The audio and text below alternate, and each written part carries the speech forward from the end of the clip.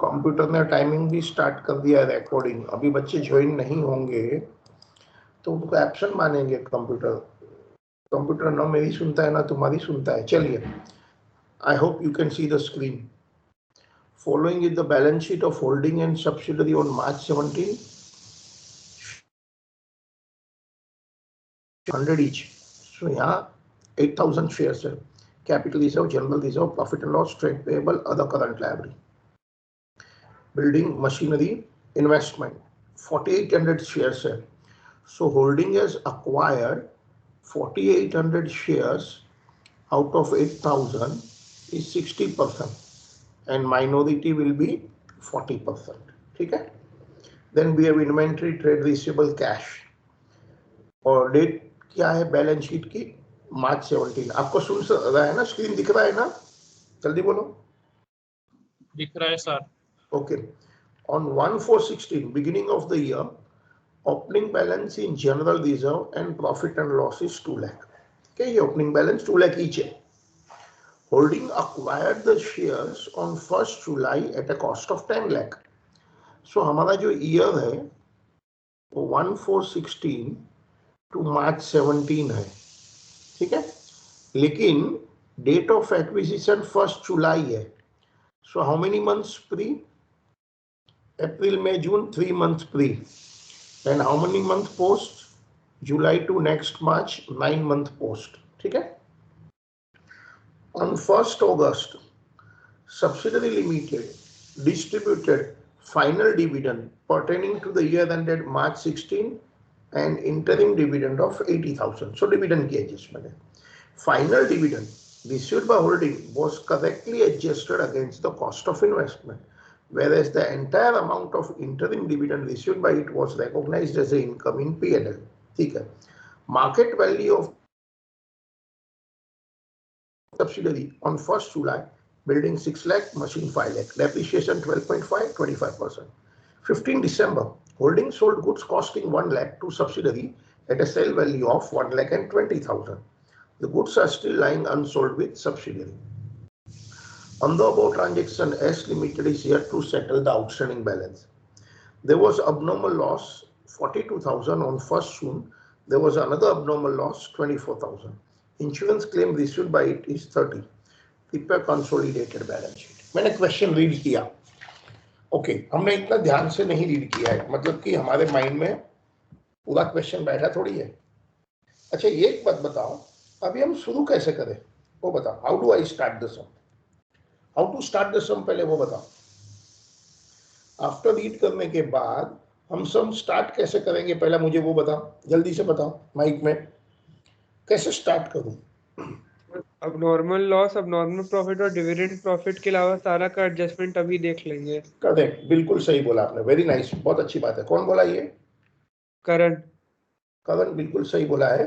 हम question read करेंगे, फिर क्या करेंगे? abnormal loss like loss by fire, abnormal gain, lottery लग जाना, something like that, and dividend. ये 3 एडजस्टमेंट को तो हाथ ही नहीं लगाएंगे, समझेंगे भी नहीं, रीड भी नहीं करेंगे, क्योंकि वो सब एनालिसिस ऑफ प्रॉफिट के टाइम पर काम आता है. सो सब्सिडरी का abnormal loss, abnormal gain and dividend हम छोड़ देंगे.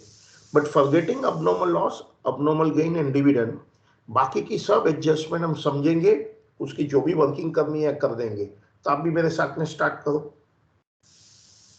आप भी मेरे साथ में स्टार्ट करो. लिखो. ऑन 1st अप्रैल, 1st अप्रैल नहीं है, जुलाई है. On 1st July 16, H Limited acquired कितना? 4,800 shares out of 8,000. That is 60%. And minority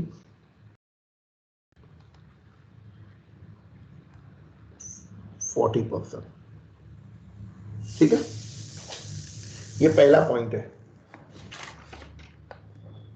आगे चले. नेक्स्ट,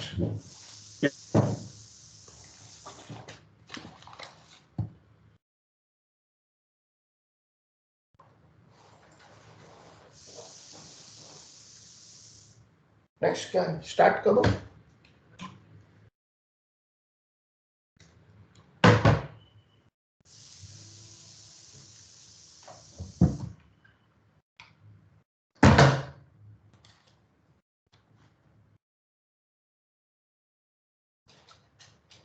लिख दिया इतना?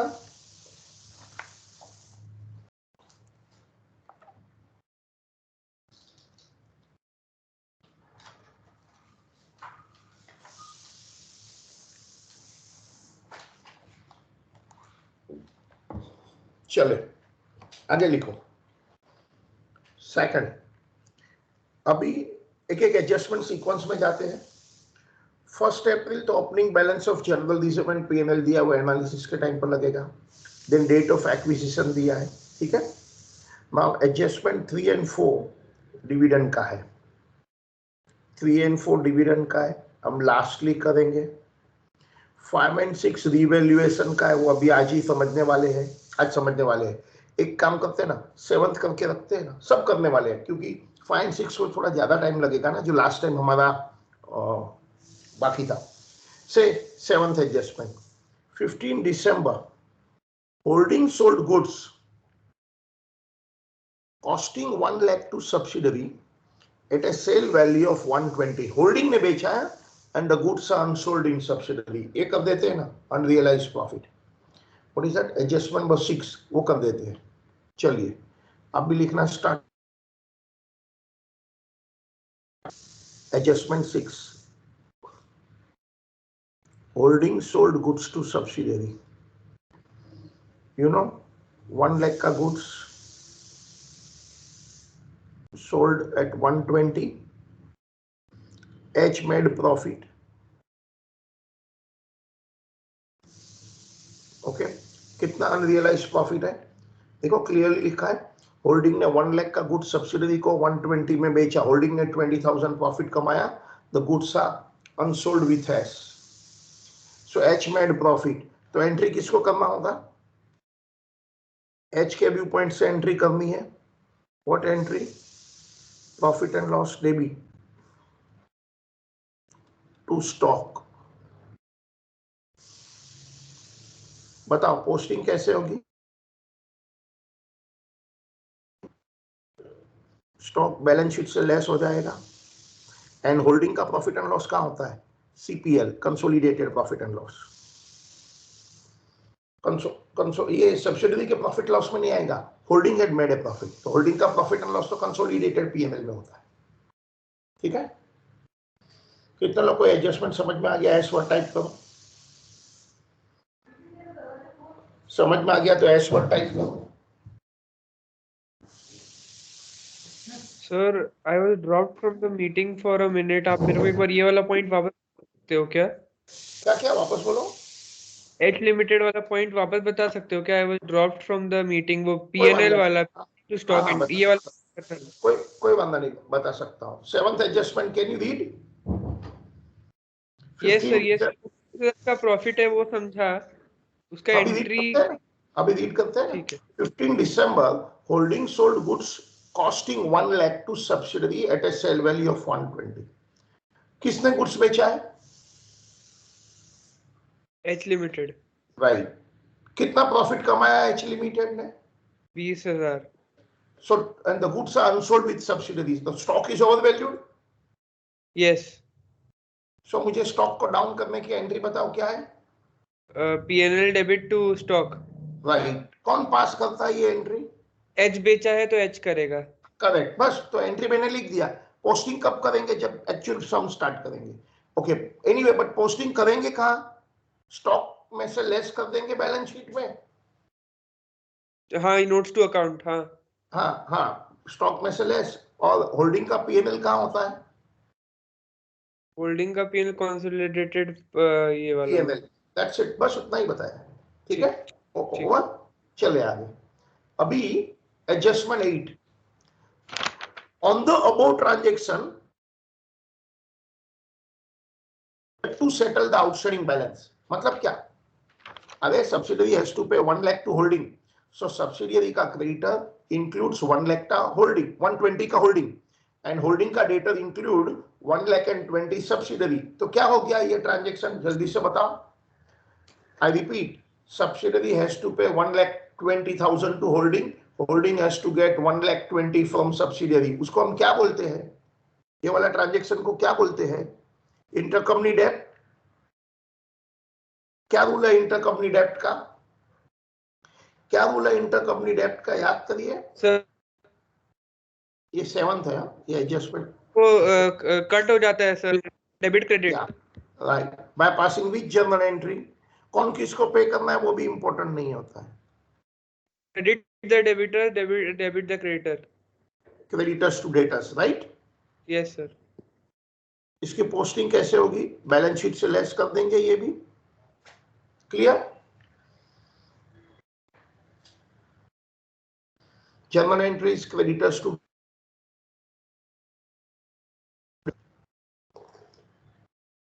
चले आगे, चलो। 9th एडजस्टमेंट, अबनॉर्मल लॉस की है लास्टली, सो 9th लास्टली करेंगे। 8 हो गया, 7 हो गया, 3-4 डिविडेंड का लास्टली है। अब मेन जो बचा है वो ये है, अभी हम जो करने जा रहे हैं, अभी हम लोग जो एडजस्टमेंट करने जा रहे हैं वो रिवैल्यूएशन ऑफ फिक्स्ड एसेट्स है। देखिए ये क्या है, what is this adjustment, market value, ये फर्स्ट जुलाई, building 6 lakh, machinery 5 lakh. Now सुनना अच्छी तरह से सुनो, ये मैं एडजस्टमेंट सिखा रहा हूं पहले से, आप लिखना मत।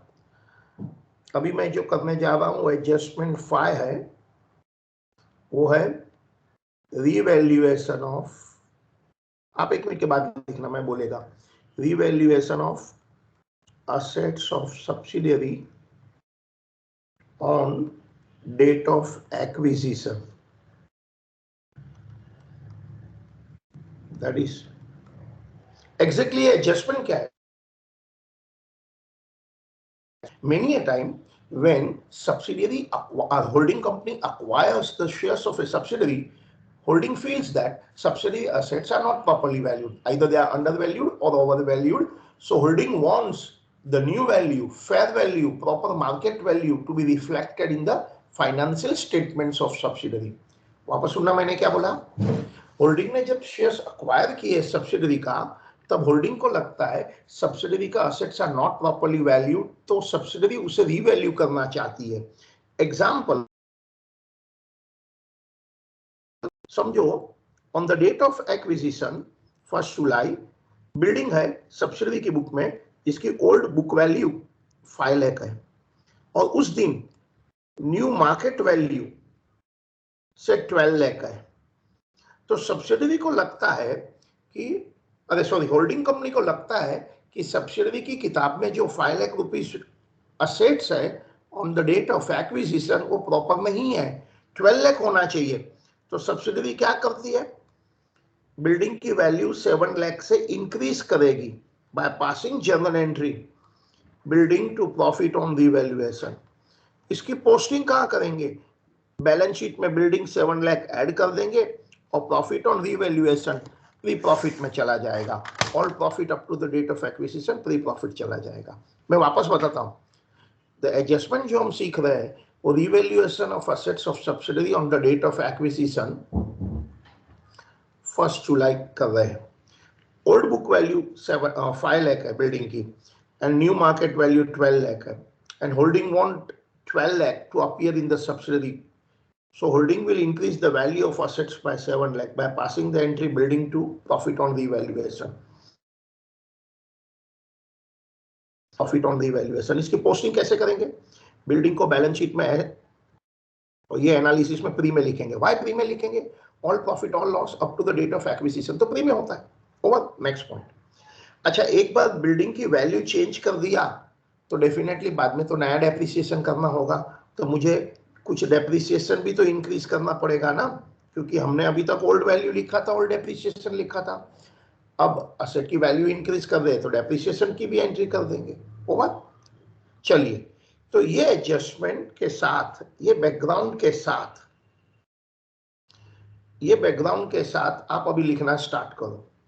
मुझे पता है ये वाली एडजस्टमेंट करने के लिए आई नीड 3 डेटा। आप बता सकता है what 3 data do you require? Number 1 date of revaluation. ये डेट ऑफ रिवैल्यूएशन हमेशा, जल्दी जल्दी बोलो, डेट ऑफ रिवैल्यूएशन कौन सी होती है? डेट ऑफ एक्विजिशन, जो अभी वाले प्रॉब्लम में ये है। और क्या लगेगा? Old book value on 1/7/16। और क्या लगेगा? New market value on 1/7/16। इसमें से कौन सा डेटा 1 2 3 रेडीली अवेलेबल होता है? जल्दी बोलो, माइक में बोलो।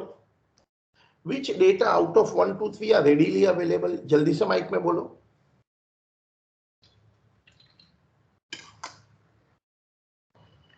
डेट ऑफ एक्विजिशन पेपर में होता है,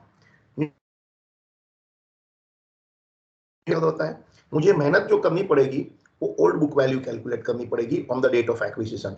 देखते हैं कैसे करते हैं। आप लोग भी मेरे साथ में लिखना स्टार्ट करो अभी, ठीक है? So revaluation of assets of subsidiary on date of acquisition. Okay, first find date of revaluation. Find date of revaluation वो क्या होता है? Date of acquisition. सेकंड बताओ अभी मुझे क्या फाइंड करना पड़ेगा? Find old book value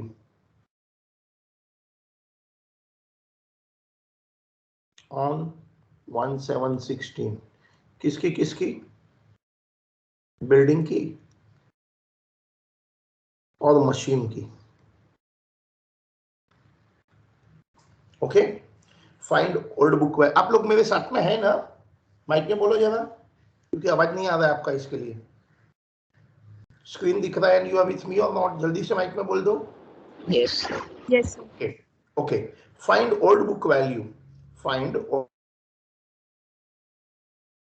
7/16 building का एंड मशीन का। अब मेरी बात सुनना, पहले ये बताओ, ये रिवैल्यूएशन एडजस्टमेंट अभी तक किताब में हुआ नहीं है, कैसे पता चलेगा? सब्सिडरी की किताब में नहीं हुआ है, तो याद रखना ये कंसोलिडेशन की एडजस्टमेंट है। मुझे इसकी इफेक्ट कंसोलिडेशन में देना है। एक्चुअल इंडिविजुअल जो स्टैंडअलोन फाइनेंशियल स्टेटमेंट सब्सिडरी का है वो चेंज नहीं होता है, ओनली ये कंसोलिडेशन एडजस्टमेंट है।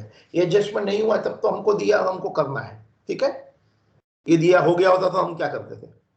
नाउ ध्यान से सुनना, हमें सब्सिडरी की इंडिविजुअल बैलेंस शीट मार्च 17 की दिया है, और मार्च 17 की बैलेंस शीट में बिल्डिंग 4 लाख एंड 2 लाख है। ध्यान से सुनना, ये जो 4 लाख एंड 2 लाख है वो कौन सी डेट की ओल्ड वैल्यू है? बुक वैल्यू है मार्च 17। और पता है ना, मुझे तो on the date of acquisition 1/16 की ओल्ड बुक वैल्यू चाहिए। तो आप बता सकते हैं मैं क्या करना चाहिए?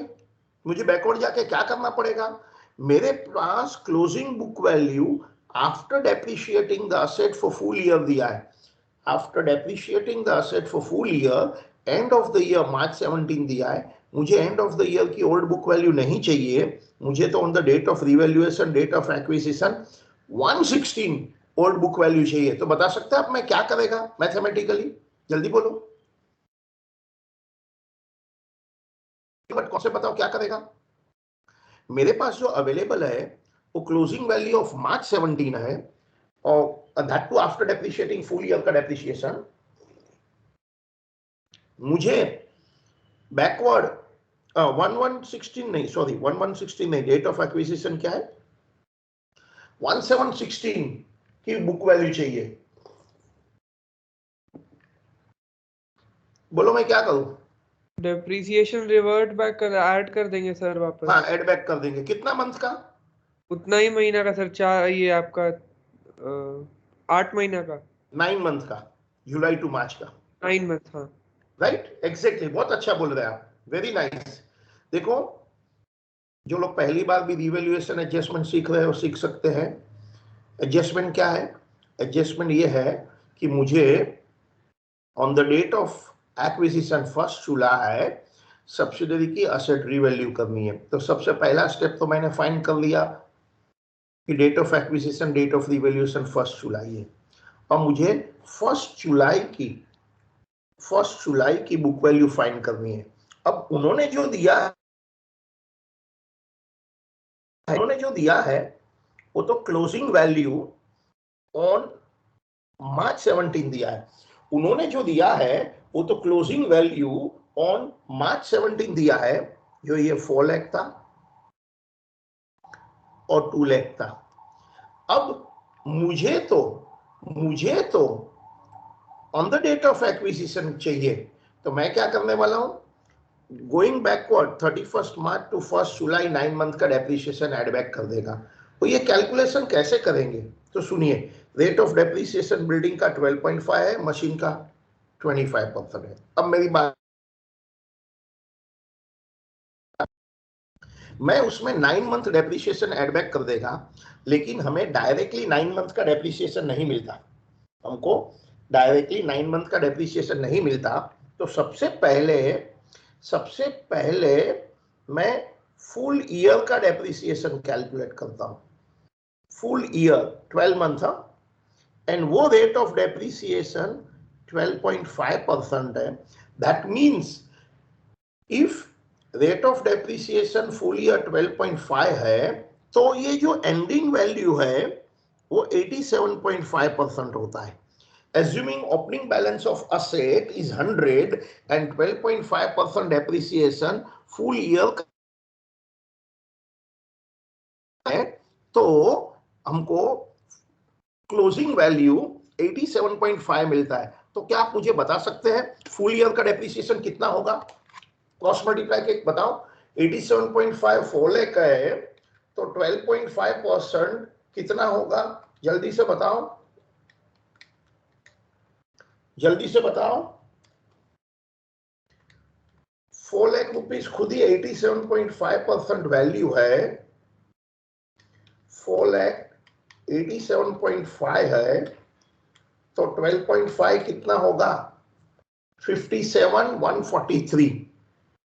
नाउ ये फुल ईयर का है। मैं लिखने के बाद ऐसा रेड लाइन कट करता हूं कि मुझे फुल ईयर का डेप्रिसिएशन ऐड बैक नहीं करना है। याद है ना, मुझे कितना मंथ का डेप्रिसिएशन ऐड बैक करना है? मुझे कितना मंथ का डेप्रिसिएशन ऐड बैक करना है? 9 मंथ का डेप्रिसिएशन। मुझे 9 मंथ का डेप्रिसिएशन ऐड बैक करना है। 9 मंथ का डेप्रिसिएशन आप बता सकते हैं कितना होगा? 57,143 का था, तो 9 मंथ का डेप्रिसिएशन बताओ। सो डिवाइड बाय 12 इंटू 9, वो हो गया था 42,857। ये मैं ऐड कर देगा 42,857। ये 9 मंथ का डेप्रिसिएशन है। Be very careful. अब बताओ, ग्रीन कलर में लिखो ताकि मालूम पड़े कि भाई ग्रीन टू ग्रीन ऐड करना है। 42,857 ऐड बैक कर दिया है। अब बताओ, मेरी old book value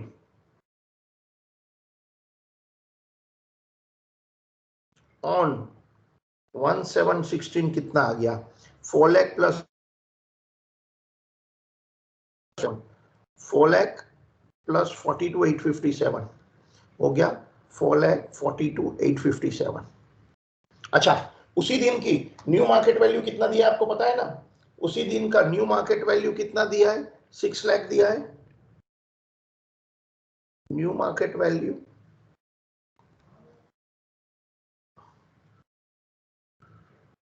new market value 6 lakh दिया है। तो बताओ असेट की वैल्यू कितने से इंक्रीज हो गई? 157। असेट की वैल्यू इंक्रीज हो गई, इंक्रीज इन वैल्यू। असेट की वैल्यू इंक्रीज हो गई तो प्रॉफिट हो गया ना? असेट की वैल्यू इंक्रीज हो गई तो प्रॉफिट हो गया। तो मेरी एंट्री क्या होगी? लॉस भी हो सकता है, असेट की वैल्यू डाउन है तो नया value, building to profit on revaluation.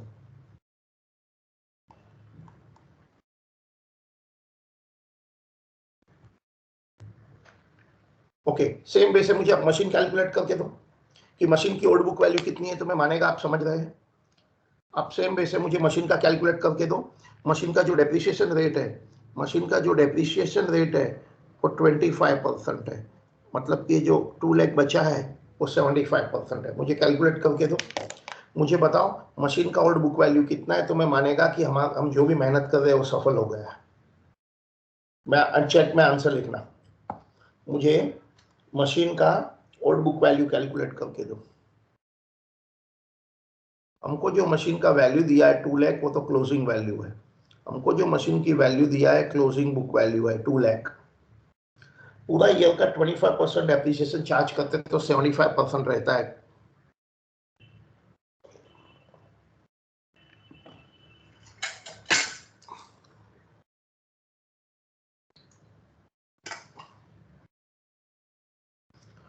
पहला फुल ईयर का डेप्रिसिएशन,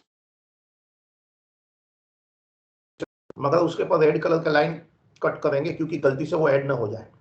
फिर 9 मंथ का डेप्रिसिएशन ऐड बैक करेंगे। तो मुझे एक भी आंसर नहीं है। मैं देखता हूँ फास्टेस्ट कौन है अपने बैच में, who is giving me the fastest answer.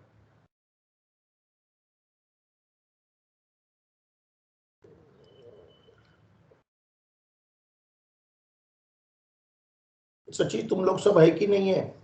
Give me the fastest answer.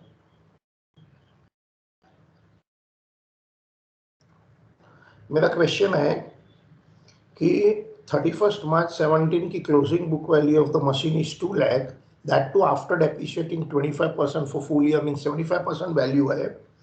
तो 9 मंथ का डेप्रिसिएशन ऐड बैक करेगा तो what is the closing value, closing मतलब what is the old book value on 1716 old book value. एक भी answer नहीं आया है। We need 3 data. Number 1, valuation, that is date of acquisition 1 July. Number 2, on that 1 July old book value of the asset. Number 3, on that 1 July new market value. Market value paper में देते हैं। एक भी answer नहीं आया है।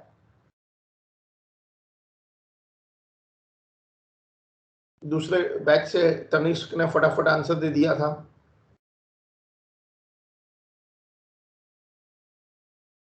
I hope आपको question समझ में आया है ना, यहाँ वाला क्वेश्चन, कि किसी को इश्यू है? अरे एक भी आंसर नहीं आया है, क्या करें? मैं ही करूँ क्या? 2 लाख रुपीज वो तो 75% डेप्रिसिएशन चार्ज करने के बाद है। मैं वेट करूं कि स्टार्ट करूं? सो फुल ईयर का डेप्रिसिएशन 66.66 है, लेकिन गलती से 66,666 मत ऐड कर देना। मुझे तो 9 मंथ का डेप्रिसिएशन चाहिए। तो 66,666 फुल ईयर का है, तो बताइए 9 मंथ का कितना होगा? एक भी आंसर नहीं आया है। तुम लोग सुन नहीं रहे मेरे साथ? तो ये आंसर आ गया 50,000। ये 9 मंथ का डेप्रिसिएशन। गो बैकवर्ड, क्लोजिंग वैल्यू 2 लाख है। स्वप्ना मेरे साथ में तुम लोग है या नहीं है? आवाज नहीं आया, फिगर नहीं लिखा। हाँ आया आया आया आया आया। Many of you return. अब 9 मंथ का बताओ। ये 12 मंथ का है 66,666। 9 मंथ का बताओ, और 9 मंथ का एड बैक करो बैकवर्ड से। तो बताओ मेरी ओल्ड बुक वैल्यू क्या आया 9 मंथ का? 16 स्टूडेंट मेरे साथ में, वेरी गुड, क्षितिज भी है। 50,000 राइट आंसर। सो 2 लाख में 50,000 एड बैक कर दो। सो बताओ ओल्ड बुक वैल्यू कितनी है? ओल्ड बुक वैल्यू कितनी है? 250। और न्यू मार्केट वैल्यू देखो दिया है पेपर में। What's new market value paper में जो दी? 5 lakh. New market value paper में दिया है मशीनरी का 5 lakh. New market value paper में दिया है मशीनरी का 5 lakh. 5 lakh new market value जो पेपर में दिया है मशीनरी का 5 लाख। सो मशीनरी की वैल्यू इंक्रीज हो गई। कितने से वैल्यू इंक्रीज हो गई? कितने से वैल्यू इंक्रीज हो गई? 250 से। एंट्री बताओ। Machine debit to profit on revaluation.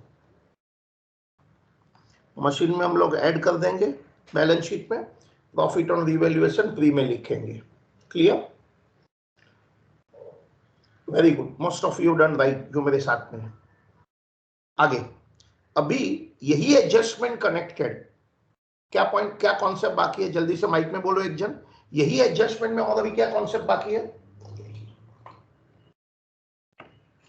जब बिल्डिंग मशीन की वैल्यू इंक्रीज हो गई है, बैलेंस शीट में हम इंक्रीज करेंगे, तो मुझे और क्या करना पड़ेगा? अभी इसके साथ में ही मुझे एडिशनल डेप्रिसिएशन प्रोवाइड करना पड़ेगा।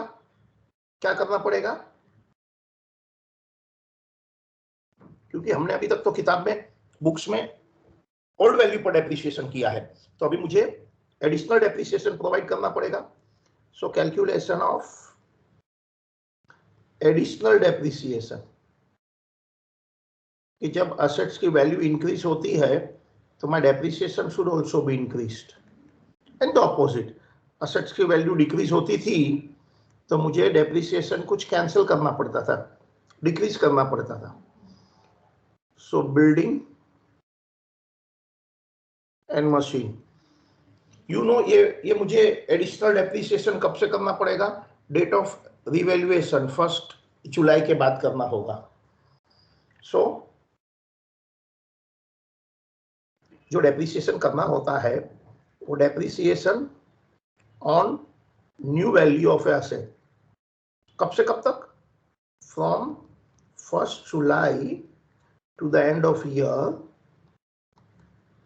मुझे 1 जुलाई date of revaluation to the end of year करना पड़ता है। क्या आप ये कैलकुलेट करेंगे? You know the rate of depreciation on building is 12.5% है। The new value of the building I suppose is 6 lakh है, और 9 मंथ का कितना डेप्रिसिएशन होना है? On new value 12.5%, 6 lakh, 9 month का कितना डेप्रिसिएशन होता था? On 6 lakh into 12.5% for 9 month, depreciation होता है 56,250। लेकिन ऑलरेडी चार्ज कितना हुआ है? Depreciation already charge on old value, depreciation already charged on old value, on old value for 9 months. Already 9 month के लिए आप बता सकता है कितना डेप्रिसिएशन चार्ज हुआ है? आप ध्यान से देखना, ओल्ड वैल्यू पर 9 मंथ के लिए सब्सिडरी ने अपनी किताब में कितना डेप्रिसिएशन चार्ज कर दिया है? ये वर्किंग में हमने एड बैक कर दिया, किताब में तो है ना, बुक्स में तो अभी भी है। कितना मंथ का डेप्रिसिएशन, कितना मंथ का डेप्रिसिएशन सब्सिडरी ने ऑलरेडी चार्ज कर दिया है? कितना मंथ का, चेक में लिखो, कितना मंथ का डेप्रिसिएशन 9 मंथ के लिए बिल्डिंग के ऊपर सब्सिडरी ने ऑलरेडी चार्ज कर दिया है? बोलिए बोलिए, बुक में लिखो। सही जवाब 42,857, उतना डेप्रिसिएशन तो ऑलरेडी चार्ज कर दिया है। मुझे न्यू वैल्यू पर 56,250 का डेप्रिसिएशन करना था, लेकिन ओल्ड वैल्यू पर 42,857 तो ऑलरेडी चार्ज हो गया है। तो बताओ एडिशनल डेप्रिसिएशन मैं कितना करूं अभी? बताइए, मैं एडिशनल डेप्रिसिएशन अभी कितना करूं? किताब के अंदर एडिशनल डेप्रिसिएशन बताइए बताइए बताइए, एडिशनल डेप्रिसिएशन कितना करूं? 42 से मुझे 56 करना है, 13,393। क्या एंट्री करूं?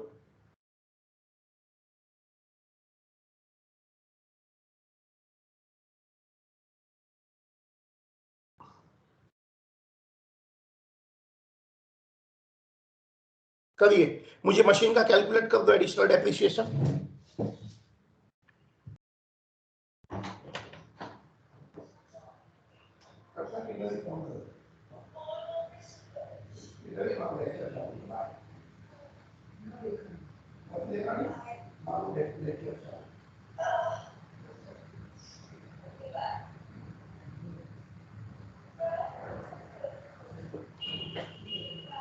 बताओ,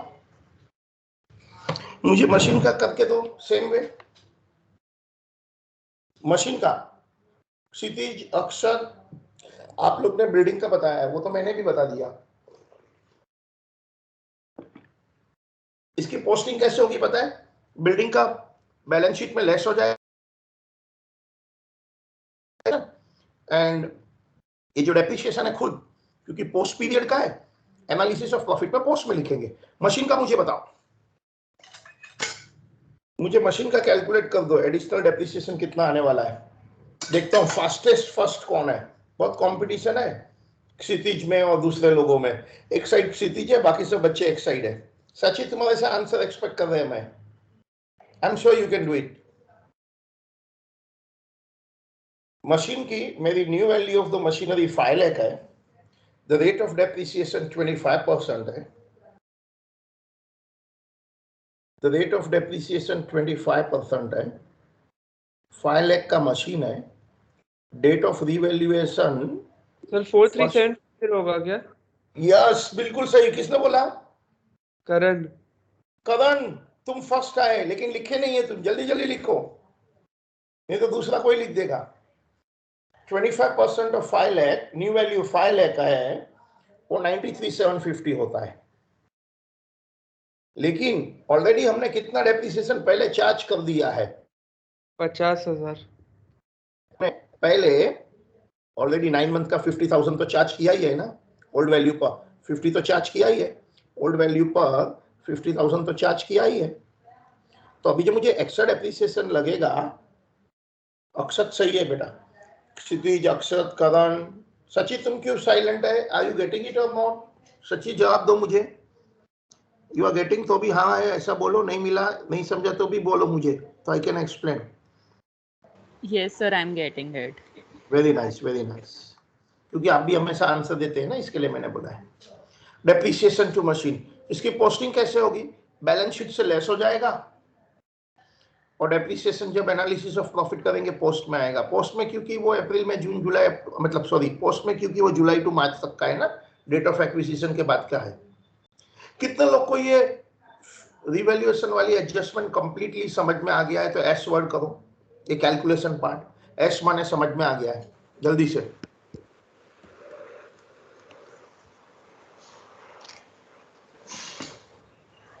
sixteen of you are with me, very good, मुझे बहुत खुश हुआ। अभी हम एक्चुअल सम स्टार्ट करेंगे। अब हम ये एक्चुअल सम स्टार्ट करेंगे। मैं क्या करूँ, वर्किंग मिटाना होगा ना, because I need to create some place. तो यही बात मैं वापस से इधर लिख के रखता हूँ, आपको लिखने की जरूरत नहीं है, मैं लिख के रखता हूँ कि एडजस्टमेंट 5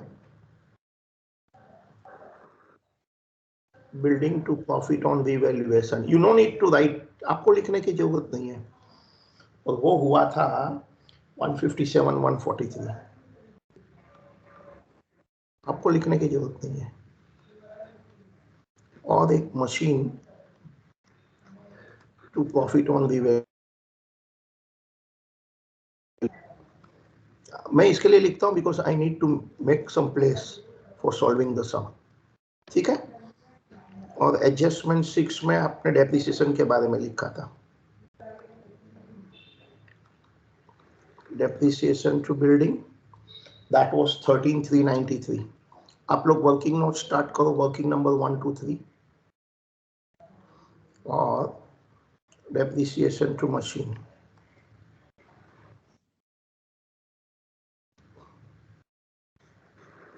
43,750, ठीक है। चलिए, क्या मैं मिटा दूं कि आपको लिखना है? Can I clear this working? क्या वर्किंग मिटा दूं मैं? जल्दी बोलो, आपको लिखना है फटाफट लिख दो, नहीं तो I am clearing it because I need place. आप लोग स्टार्ट करो। Working number 1 invest, working number 2 minority interest account, start करो।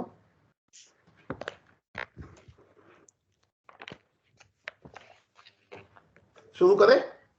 चलो, तो मैं जरा इसको जगह कर देता हूँ, मिटा के ये क्लियर कर देता हूँ।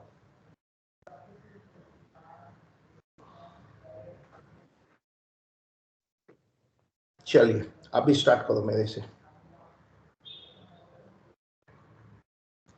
Please start fast with me. Working number 1, investment account, बहुत अच्छा सम है। In fact, this one sum summarizes all what we have done so far.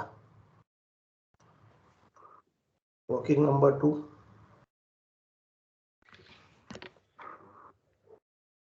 minority interest account.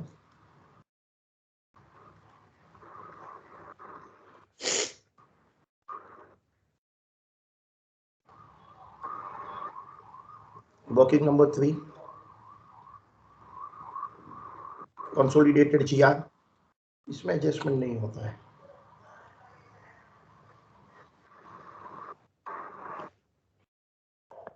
Working number 4,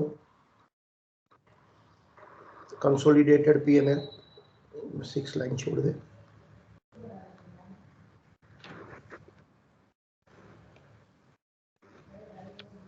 right,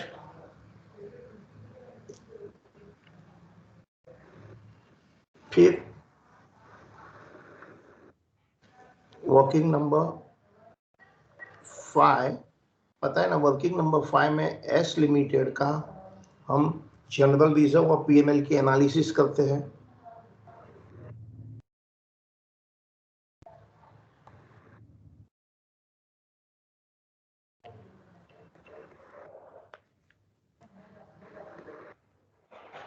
general reserve and उसमें pre post में you will require 25 lines, क्योंकि बहुत सारी adjustment है। Analysis of profit, पता है ना, pre post is based on what, my date of acquisition, that's of 1 जुलाई।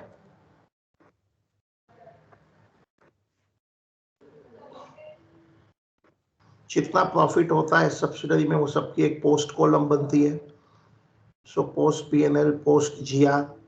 लेकिन प्री कॉलम है ना, जीआर एंड पीएनएल मिलकर एक ही बनती है, प्री एक सिंगल कॉलम होता है।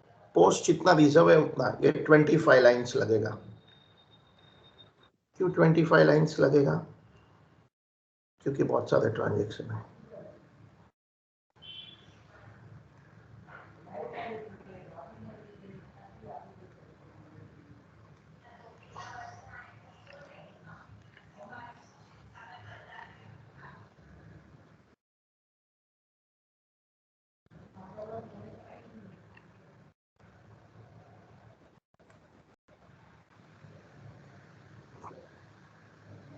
ठीक है, ये 25 सब वर्किंग रेडी है मेरी। अब मेन बैलेंस शीट की लाइन ड्रॉ करेगा। Now I will draw line for main balance sheet. अच्छा सम है, this one sum covers complete chapter अभी तक, whatever we have done so far, उससे भी थोड़ा ज्यादा होगा। सो आपको प्रीवियस एक भी वंस यू अंडरस्टैंड दिस सम, आप एक बार ये सम कर देंगे, चाहे तो इसकी और एक प्रैक्टिस कर सकते हैं, फिर आपको पहले वाला एक भी सम नहीं करना है, इट्स ऑल गॉन। चलिए स्टार्ट करूं मेन बैलेंस शीट।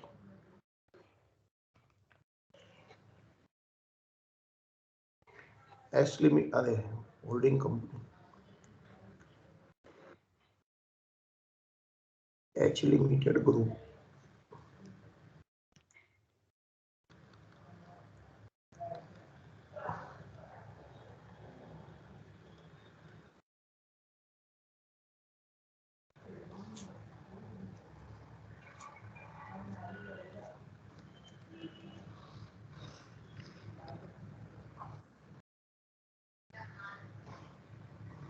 ठीक है।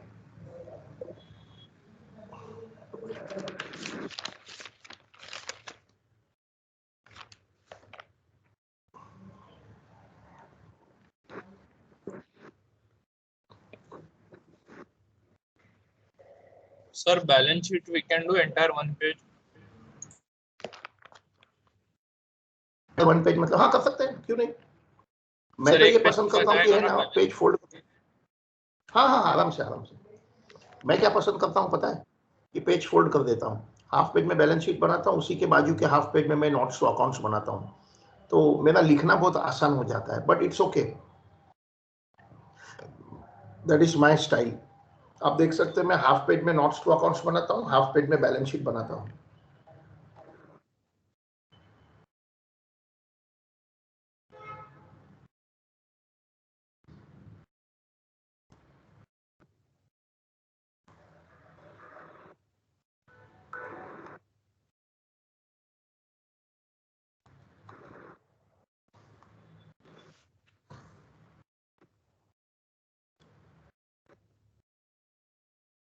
Equity and liabilities,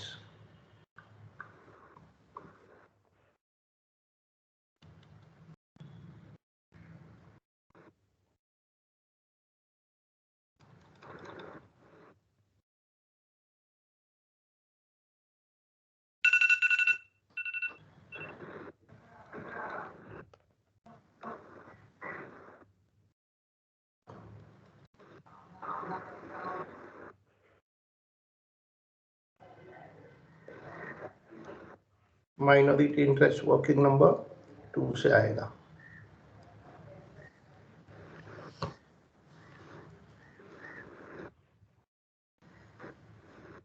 share capital बाद में है ना, हम लोग एक्चुअली इतना लिखने के बाद हम सम स्टार्ट करते हैं। हम पूरा बैलेंस शीट का फॉर्मेट अभी नहीं बनाते, हम एक बार सम स्टार्ट ही कर देते हैं।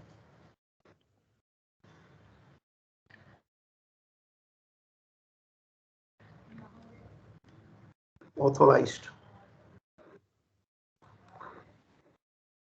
issued, subscribed and paid up.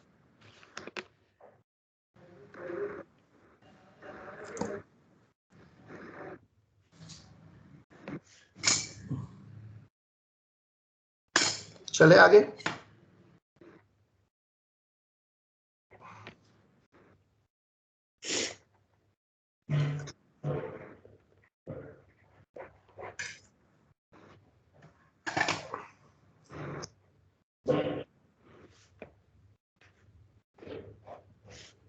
क्या हम लोग सम स्टार्ट करें? Should सर I एक start? क्या मैं सम स्टार्ट करूं? सर एक minute.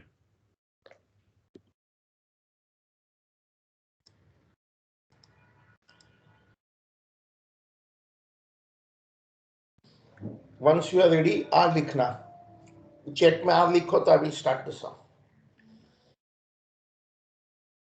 Once you are ready, R will start the sum.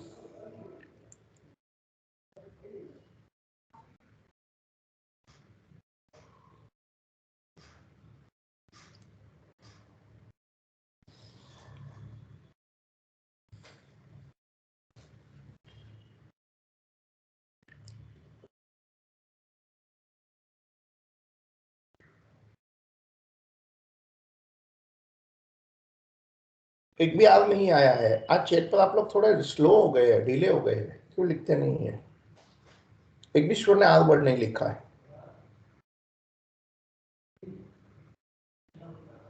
हाँ अब आया 16 आर। चलिए लेट अस स्टार्ट। चले चलो स्टार्ट करते हैं। सबसे पहला होल्डिंग का 20 लाख, 100 रुपीज वाले 20,000 shares of 10 each paid up capital. उसके बाद सब्सिडरी का 8 लाख, तो 60% 40% होगा। तो let us start.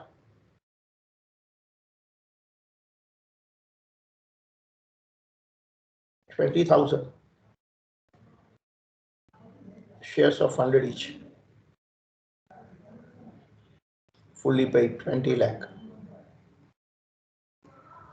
20 lakh main balance sheet में 20 लाख, मेन बैलेंस शीट में 20 लाख।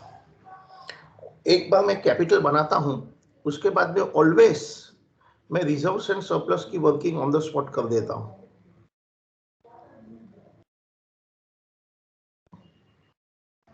ये हमेशा मैं तैयार करके रखता हूं। पता है रिजर्व्स एंड सरप्लस में क्या आता है?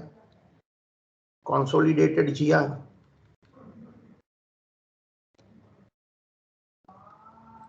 ये मुझे वर्किंग नंबर 3 में से मिलता है। कंसोलिडेटेड P&L, ये मुझे वर्किंग नंबर 4 में से मिलता है। फिर still I leave 2-3 more line, वो क्यों? Capital reserve. कैपिटल रिजर्व है तो मिलेगा ना इसके लिए।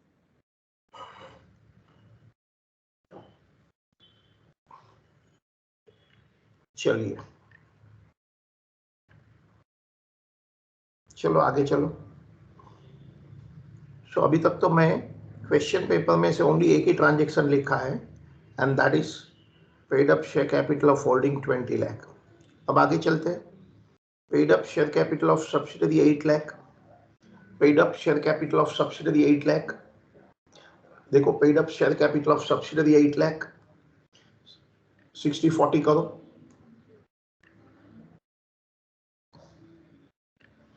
Paid up share capital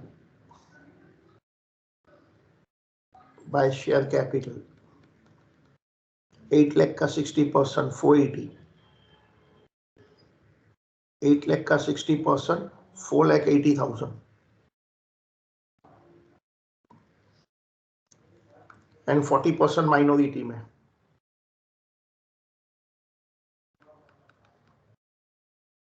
3,20,000।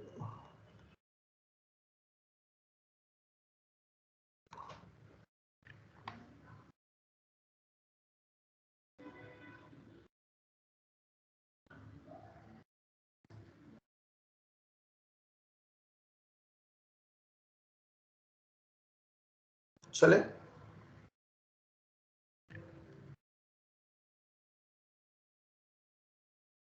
आगे चलते।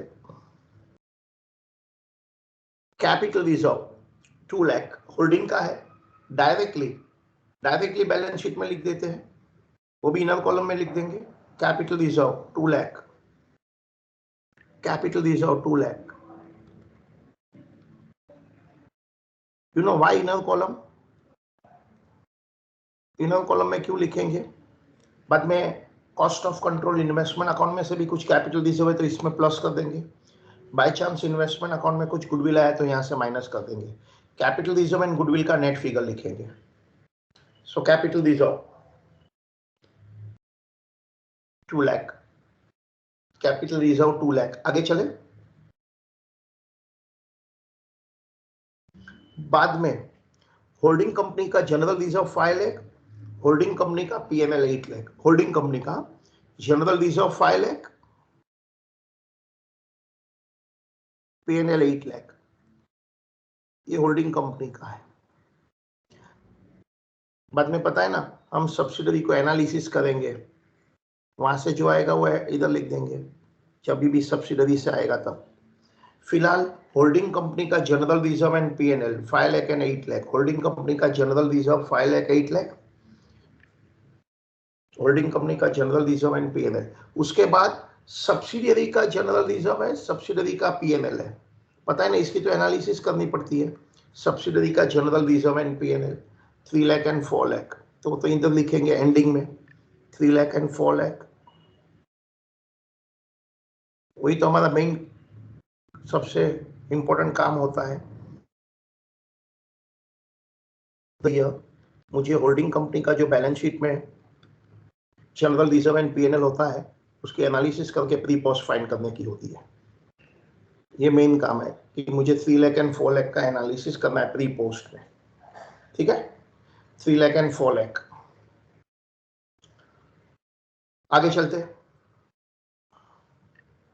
ओके, अब आगे देखो ट्रेड पेएबल है। सोच के आंसर देना। ट्रेड पेएबल में क्या करेगा?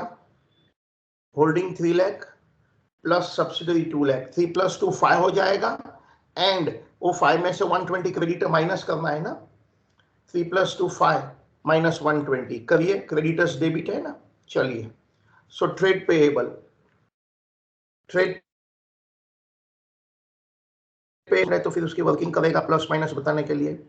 अदर करंट लायबिलिटी में कुछ भी वर्किंग नहीं है। ओके, ट्रेड पेएबल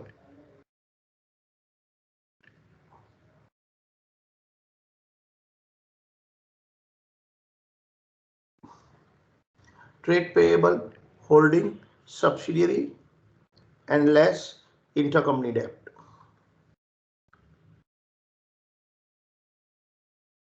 बताओ, ट्रेड पेएबल होल्डिंग का कितना है, सब्सिडरी का कितना है और माइनस कितना करना है?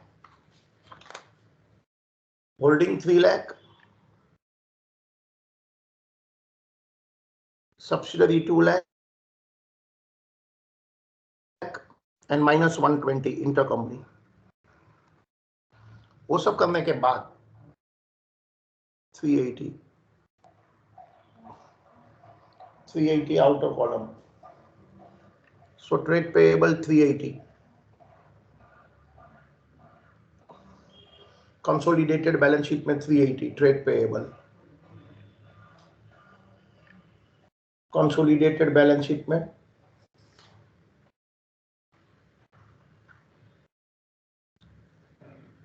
अदर करंट लायबिलिटी कोई एडजस्टमेंट में डायरेक्टली, अदर करंट लायबिलिटी में कुछ नहीं है, होल्डिंग प्लस सब्सिडरी डायरेक्टली कर दो अदर करंट लायबिलिटी में। देखो ना, अदर करंट लायबिलिटी 2 + 1 3 लाख है, अदर करंट लायबिलिटी 2 + 1 3 लाख, कुछ नहीं है। अब बिल्डिंग मशीन में ध्यान से याद रखना, आपको बिल्डिंग की वैल्यू को इंक्रीज करनी है, एडिशनल डेप्रिसिएशन माइनस करना है। सो building 5 + 4 9 plus increase in value and minus depreciation. Same way machine 8 + 2 10 plus increase ना रिवैल्यूएशन करना है, माइनस एडिशनल डेप्रिसिएशन। स्टार्ट करिए।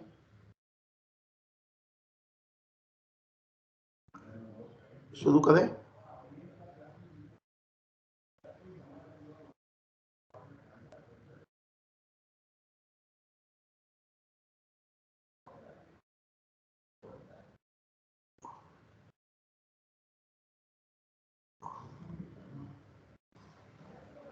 चलिए, assets,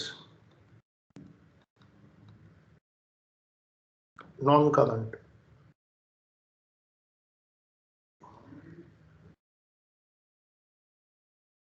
tangible, PP, building machine, furniture and everything. Then we have intangible, in cost of control से कुछ goodwill आता है तो then we will have a current asset.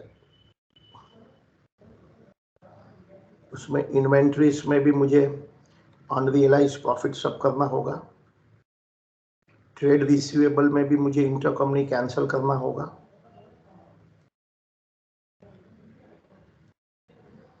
हाँ कैश एंड कैश इक्विवेलेंट में कुछ नहीं है।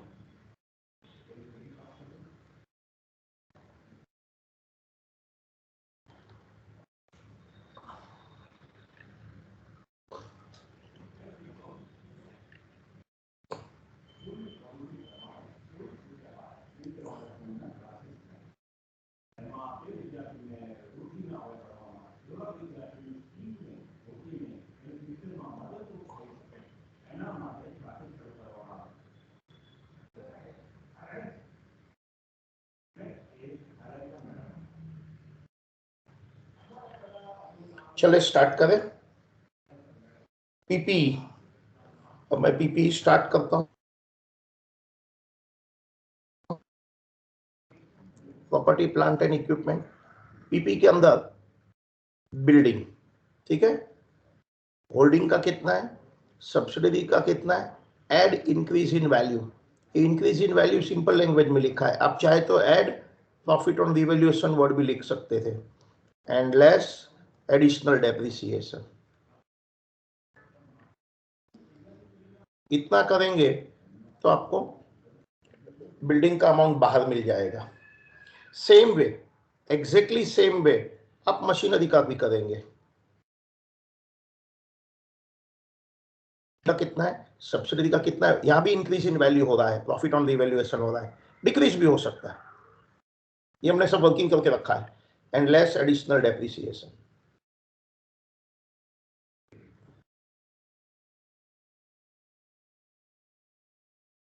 फिर दोनों बाहर लिख के टोटल कर देंगे। करिए जरा। बिल्डिंग, होल्डिंग कितना है, सब्सिडरी कितना है, इंक्रीज इन वैल्यू कितना है। बिल्डिंग होल्डिंग का 5 लाख है,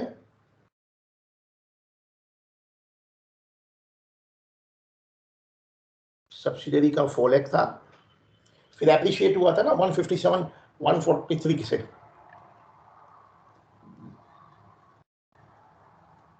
एंड फिर हमने एडिशनल डेप्रिसिएशन 13,393 प्रोवाइड किया था।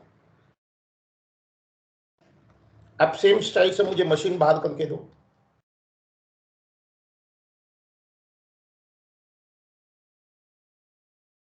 मशीन की बाहर की वैल्यू निकाल के दो मुझे सेम स्टाइल, और चैट में लिखना तो मुझे समझ में आएगा कि आप कर सकते हैं।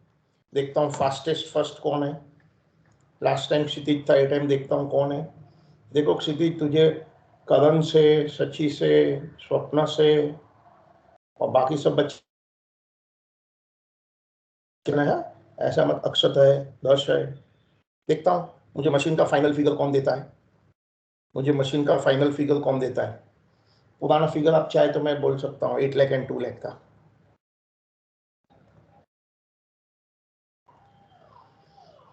पुराना फिगर मशीनरी का आप देख सकते हैं 8 लाख एंड 2 लाख है, जैसे बिल्डिंग का 5 एंड 4 था। The old figure is 8 lakh 2 lakh. बताओ इधर क्या आ रहा है।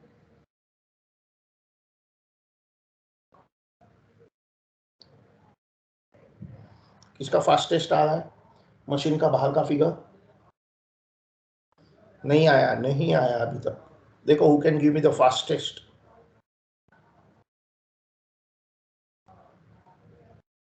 नो, अभी तक नहीं आया चेक पर।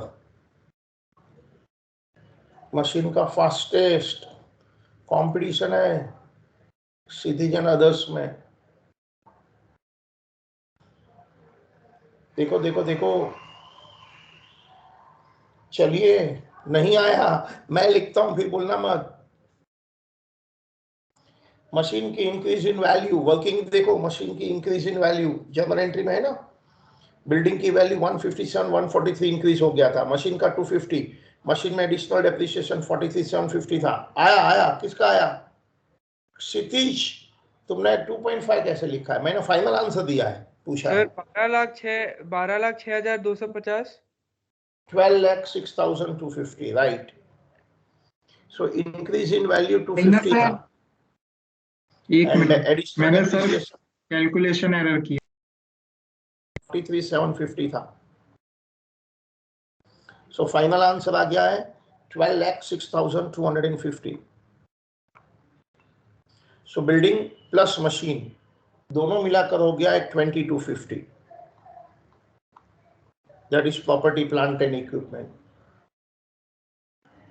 आई होप आपको सबको समझ में आ गया है। समझ में आ गया है तो एस वर्ड टाइप करो जल्दी जल्दी जल्दी। समझ में आ गया है तो एस वर्ड टाइप करो जल्दी जल्दी जल्दी। एक भी एस भी नहीं लिखते हैं 2250।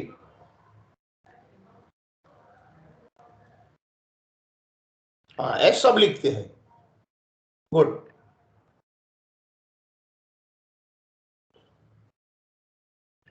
Property plant and equipment.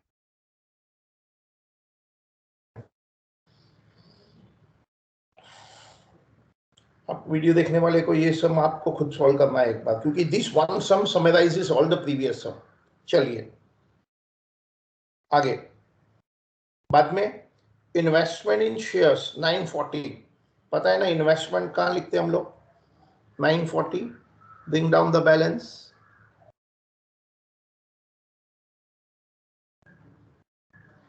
Investment account 9,40,000, bring down the balance. Investment account 9,40,000, bring down the balance. उसके बाद इन्वेंट्री याद रखना 620 प्लस 4 लाख, ओके। लेकिन उसमें से ये 20,000 अनरियलाइज प्रॉफिट माइनस करना है, 620 plus 4 lakh minus 20। Same way trade receivable 940 plus 6 lakh, 940 plus 6 lakh, लेकिन उसमें से 120 कैंसिलेशन, सो 120 कैंसिलेशन करना, इधर अनरियलाइज प्रॉफिट 20 था। Cash 2 plus 2 4 lakh. ठीक है, शुरू करें।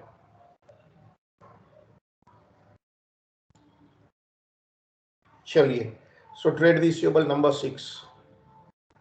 Trade receivable number 6.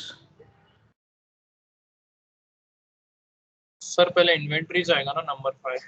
हाँ, सॉरी, मैं 5 नंबर मिस कर दिया ना, मैंने सीधा 6 पर पहुंच गया. या 5 नंबर पर इन्वेंट्रीज, बिल्कुल सही, मैंने 6 लिख दिया ना इसके लिए.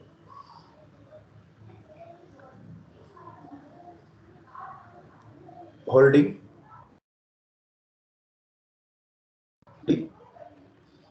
less unrealized profit in stock.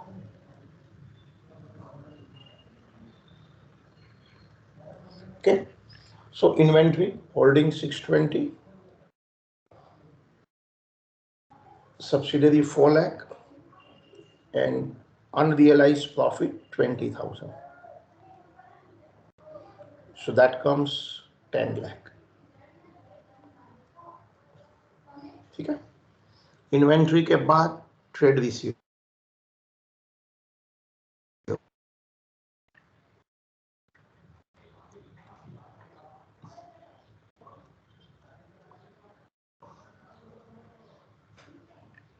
Holding subsidiary less intercompany. बताइए होल्डिंग का कितना था? 940, सब्सिडरी का 6 लाख था, एंड इंटरकंपनी 120 माइनस करना है. सो बाहर की कॉलम में आ जाएगा 1420. ठीक है, सो इन्वेंट्रीज 10 लाख था, इन्वेंट्रीज 10 लाख है, ट्रेड रिसीवेबल 1420 है, और कैश में तो 2 + 2 4 लाख है. कैश की कोई एडजस्टमेंट नहीं है, कैश में कोई एडजस्टमेंट नहीं है, कैश इन ट्रांजिट वगैरह कुछ भी नहीं है.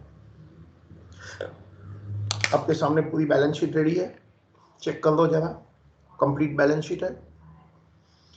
अब जो बचा है क्वेश्चन के अंदर वो एनालिसिस ऑफ प्रॉफिट है. थोड़ा स्पीड करना होगा क्योंकि बहुत कुछ बाकी है सब में.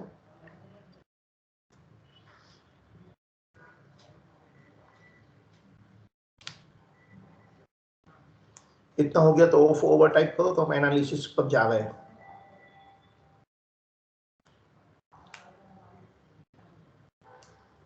बहुत ही अच्छा समय, ये चैलेंजिंग समय तुम्हारे लिए, मगर क्योंकि तुम लोग इंटेलिजेंट है तो प्रॉब्लम नहीं है. ऑफ ओवर एक भी नहीं आया, यहां तक का ऑफ ओवर बताइए. अरे यार, एक भी ऑफ ओवर नहीं आया है. आया आया आया आया. चलिए, अब हमारा बचा हुआ क्या है? Analysis of profit. That's only part left. ठीक है, तो अब शुरू करें. हमको पता है ना, ये सब्सिडरी का प्रॉफिट एंड जनरल रिजर्व को मुझे एनालाइज करना है. 1 April opening balance in general reserve and P&L 2 lakh each, 2 lakh each.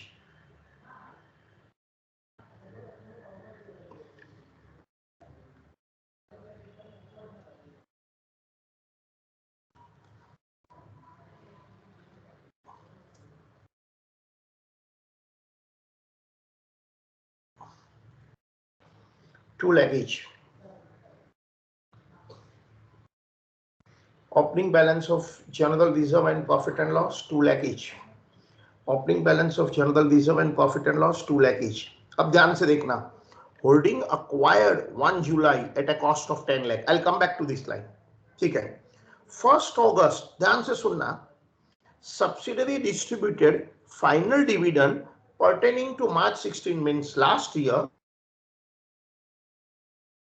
interim dividend of 80,000 on the same date. मगर आप ध्यान से देखेंगे तो फाइनल डिविडेंड का अमाउंट नहीं दिया है. हम फाइन करेंगे, हम देखेंगे कैसे मिलेगा. ओके, आगे लिखा है final dividend received by holding was correctly adjusted against the cost of investment, entire interim dividend was recognised as income. ये लाइन का क्या मतलब है वो भी देखेंगे. बट एनीवे, 1 अगस्त, 1 अगस्त, ठीक है, final dividend of last year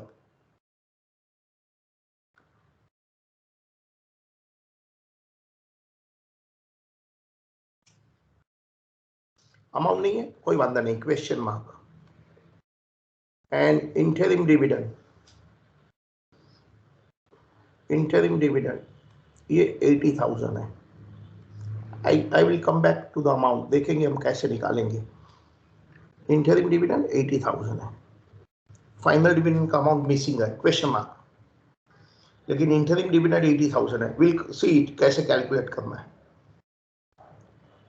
will see कैसे कैलकुलेट करना है, ठीक है। आगे चलते हैं। और फाइनल डिविडेंड का अमाउंट पेंडिंग है, अभी हम जस्ट 1 मिनट में कैलकुलेट करेंगे, बट उसके बाद में क्या एडजस्टमेंट है। डिविडेंड तो अभी हमने देखा, 5th and 6th रिवैल्यूएशन हो गया, 7th अनरियलाइज्ड प्रॉफिट हो गया, इंटरकंपनी डेब्ट हो गया। 9th देख लेते हैं, ध्यान से देखना। 9th there was a first June 42,000 abnormal loss means loss by fire, and one more abnormal loss 15 December 24,000। ठीक है, 2 abnormal loss हो गया, कोई वादा नहीं है। आगे लिखा है insurance claim received by subsidiary 15 जुलाई। क्या आप मुझे बता सकते हैं ये जो इंश्योरेंस क्लेम जो मुझे जुलाई में मिला है, जुलाई की जो क्लेम है वो फर्स्ट वाले लॉस बाय फायर की होगी कि सेकंड वाले? ऑब्वियसली फर्स्ट वाले, क्योंकि सेकंड तो फायर ही दिसंबर में हुआ है, सेकंड फायर ही दिसंबर में हुआ है, तो जो जून में फायर हुआ होगा उसका क्लेम जुलाई में एडमिट किया है। दैट मींस 42,000 का लॉस था, लेकिन 30 की तो क्लेम है, तो नेट लॉस तो 12 हो गया ना, नेट हो गया। तो लिख देते हैं अबनॉर्मल लॉस। चलिए, अबनॉर्मल लॉस, डेट इंपॉर्टेंट है, क्या डेट है? 1 जून।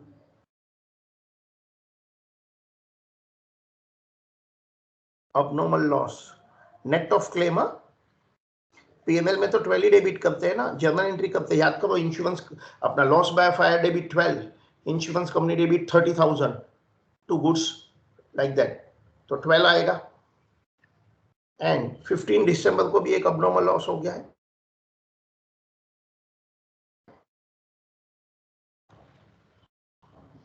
That amount is 24,000। याद रखते हैं नेट, नेट ऑफ क्लेम ही होता है। अब बताइए क्या हमको हमारा ध्यान कहां केंद्रित करना चाहिए, जल्दी से बोलो। और attention should be concentrated where, tell me fast. ये पीएनएल कॉलम देख के बताइए हम हमारा ध्यान कहां केंद्रित करना चाहिए, जल्दी से बोलो।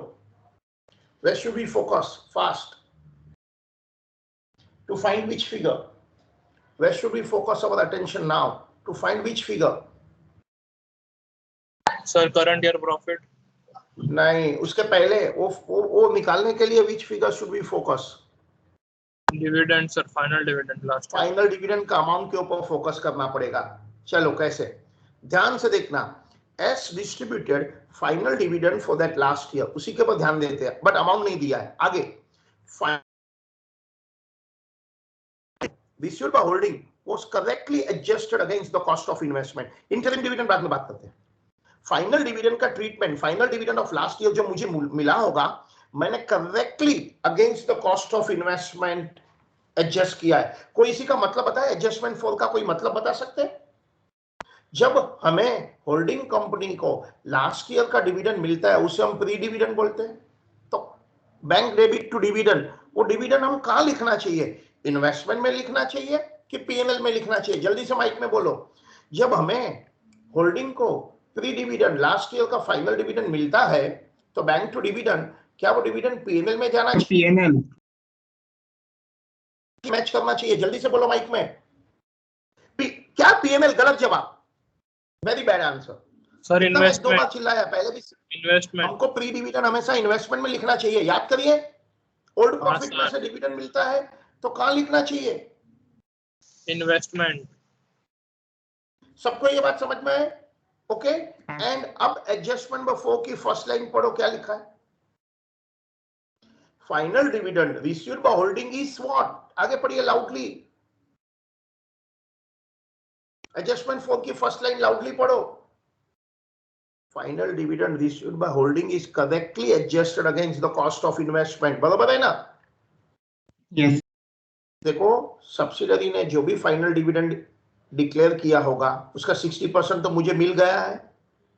आई रिपीट, समझो सब्सिडरी ने फाइनल डिविडेंड 1 लाख डिक्लेयर किया तो उसका 60% 60,000 मुझे मिला है। सपोज सब्सिडरी ने फाइनल डिविडेंड 2 लाख डिक्लेयर किया तो मुझे उसका 60% 120 मिला है। जो भी मिला है उसका हमने क्या किया है, होल्डिंग ने क्या किया होगा, जल्दी से बोलो। होल्डिंग ने क्या किया है, इन्वेस्टमेंट अकाउंट में लिख दिया, बैंक टू इन्वेस्टमेंट करेक्टली कर दिया है। अब सुनना, अब ध्यान से सुनना जो मैं बोलने जा रहा हूं।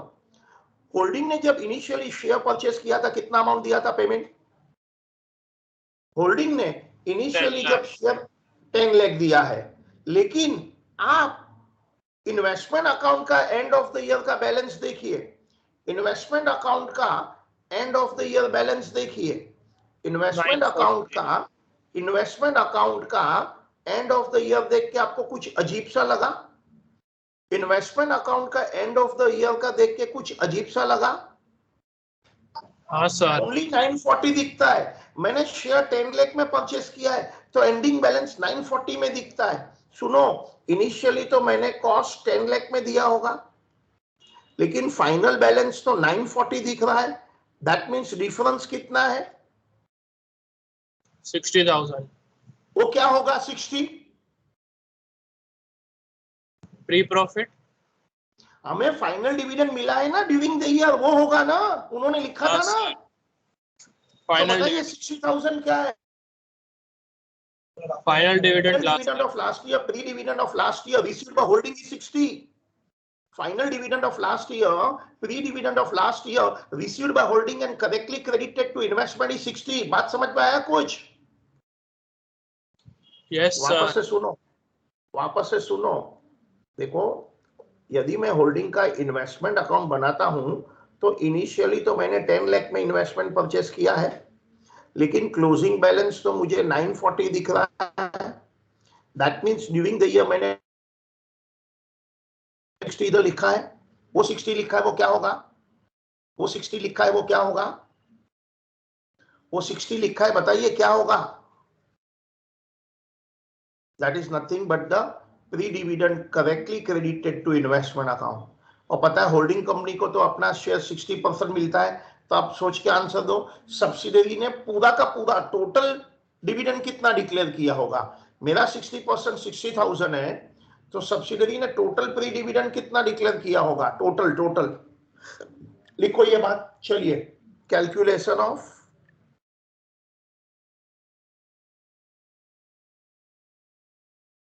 Amount of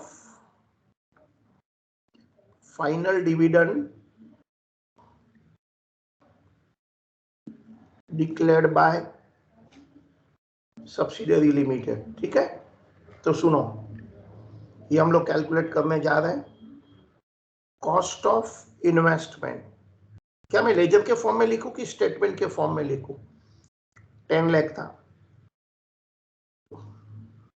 but closing balance of investment account is 940। सो 60 क्या होगा? Pre dividend received and correctly credited by H Limited in investment account। Ledger के फॉर्म में लिखूं तो इजी पड़ेगा। कॉस्ट 10 लाख है, गिवन क्लोजिंग बैलेंस 940 है, तो 60 क्या होगा? Pre dividend. Is this clear? Calculation of amount of final dividend declared by S Limited. Final dividend means pre-dividend.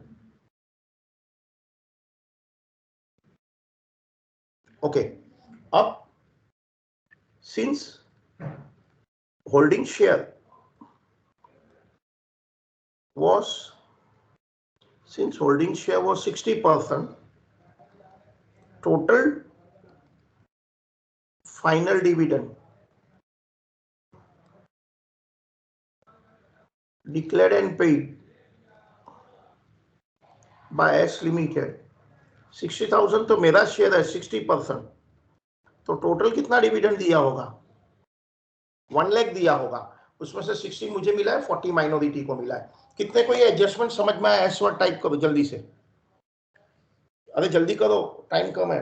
जिसको ये एडजस्टमेंट समझ में आया एस वर्ड टाइप करो, जिसको ये एडजस्टमेंट समझ में आया। एक भी एस नहीं आया, आओ 16 लोग मेरे साथ में, अक्सर ये टाइम फर्स्ट था। So calculation of amount of final dividend declared by S limited. Ledger account से समझना इजी पड़ता है कि मेरी कॉस्ट ऑफ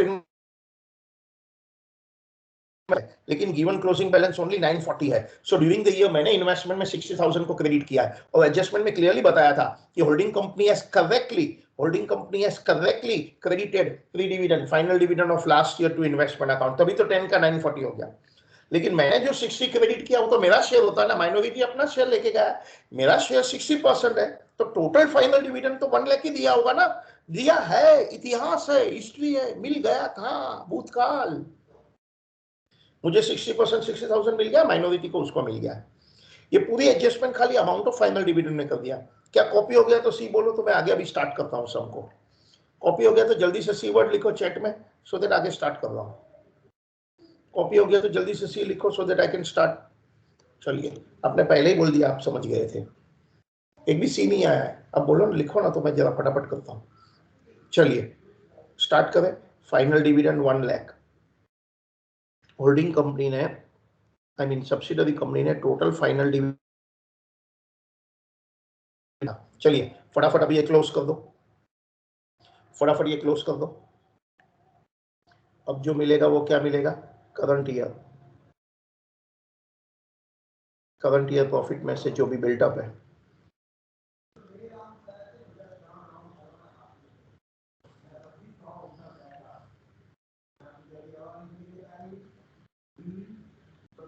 अभी भी इंटरिम का कुछ बाकी है, हम बाद में देखते हैं। अभी भी डिविडेंड एडजस्टमेंट पूरी तरह से नहीं खत्म हुई है, कुछ इंटरिम का बाकी है, but will discuss, read it later. तो जब आएगा टाइम प्रॉपर तब करेंगे। कम ऑन, एनालिसिस स्टार्ट करें। एनालिसिस हमेशा टॉप डाउन होता है, आई मीन ऊपर से राइट साइड से स्टार्ट होता है, प्री पोस्ट होता है। That pre post is based on our date of acquisition. Start करें, करिए। Opening GR,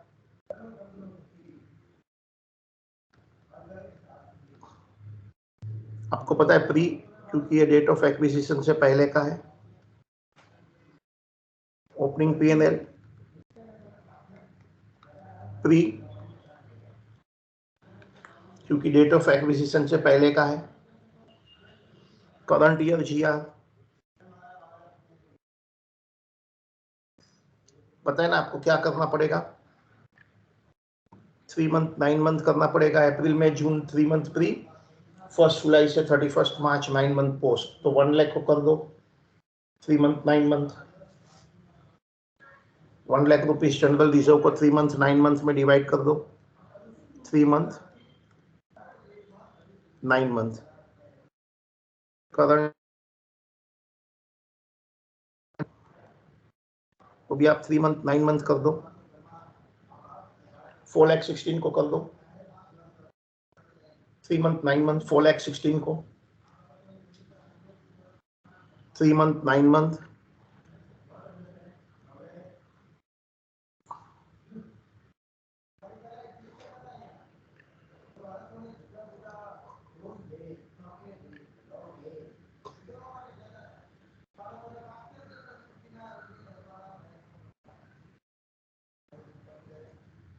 okay. अब final year, final dividend of last year,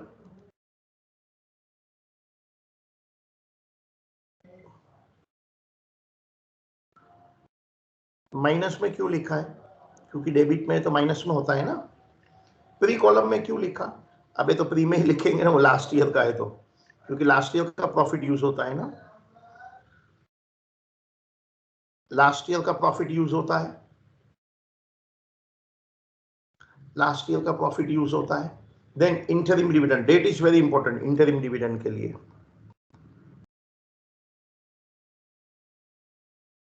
interim dividend कौन से पीरियड का है?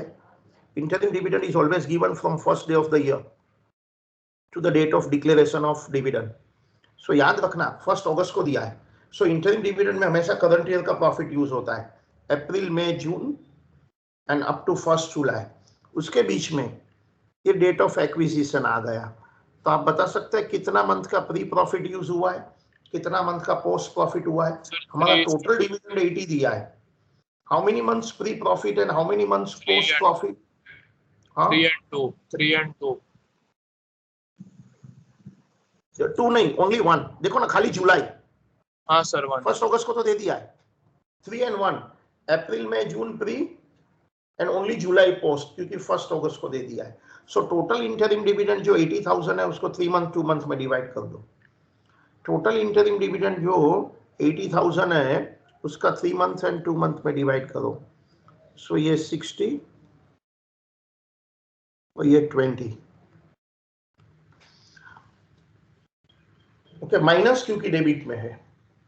3 मंथ प्री प्रॉफिट, भले वो इंटरिम डिविडेंड करंट ईयर का है, लेकिन मेरी date of acquisition 1 July. Current year में भी April May June 3 month pre है, and of course July month post है. चलिए आगे.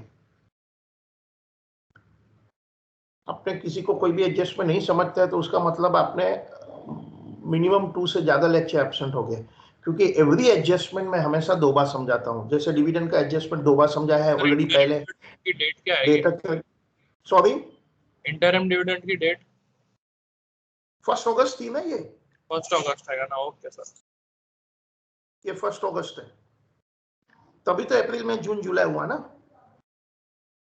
देखो 1 अगस्त से लिखा है, 1 अगस्त. आगे अबनॉर्मल लॉस, डेट पढ़िए, डेट इंपॉर्टेंट है अबनॉर्मल लॉस के लिए. 1 जून अबनॉर्मल लॉस, 1 जून. सोच के बोलो प्री में क्यों लिखा, क्योंकि डेट है ना. Loss by fire, before date. ये लॉस बाय फायर होता है. Abnormal loss is loss by fire. जिस दिन लॉस हुआ, फायर हुआ, उसी दिन में जाएगा ना. फायर प्री पीरियड में तो प्री में जाता है, फायर पोस्ट में तो पोस्ट होता है. नेक्स्ट फायर पोस्ट में है. फायर जहां होता है वहीं जाता है ना. नेक्स्ट फायर पोस्ट में है, नेक्स्ट फायर पोस्ट में है. अब हमारा सब खत्म हो गया. एक सब टोटल ले लेते हैं, क्या बोलते हैं इसको, सब टोटल, क्योंकि और भी प्री पोस्ट के ट्रांजेक्शन बाकी है. मगर ये जो सब टोटल अभी मैं लेने वाला हूं 3 कॉलम का, कोई बता सकता है इसका टोटल कितना आने वाला है? इसका टोटल कितना आने वाला है? 3 लाख and 4 लाख. 3 and 4 7 लाख. बिल्कुल सही. मैं सब टोटल इसके लिए लेना चाहता हूं कि पता चले कि हम लोग का कैलकुलेशन सही जा रहा है. सब टोटल ले लो, चेक करो जरा. सब टोटल चेक करो जरा, सब टोटल कितना है? क्या लास्ट कॉलम 268 है?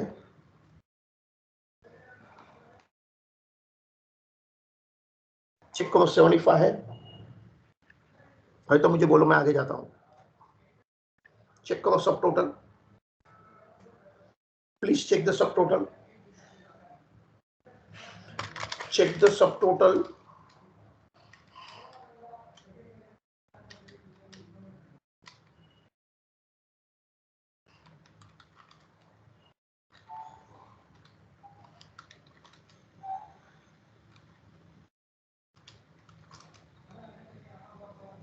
क्या सही है क्या?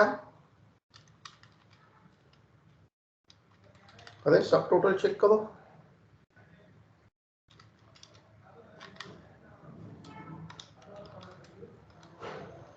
सही है.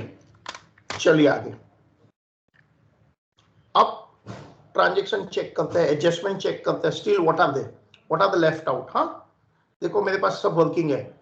होल्डिंग ने कुछ गुड्स बेचा था सब्सिडरी को, अनरियलाइज्ड प्रॉफिट. ये एंट्री होल्डिंग को करना है, होल्डिंग को करना है. पीएनएल टू स्टॉक, स्टॉक पे से लेस कर दिया क्योंकि ये होल्डिंग को करना है. बताइए होल्डिंग का पीएनएल कहां है? होल्डिंग का पीएनएल कहां है?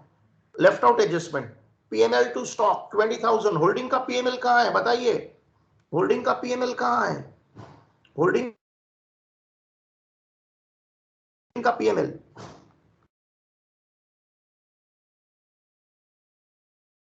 Unrealised profit.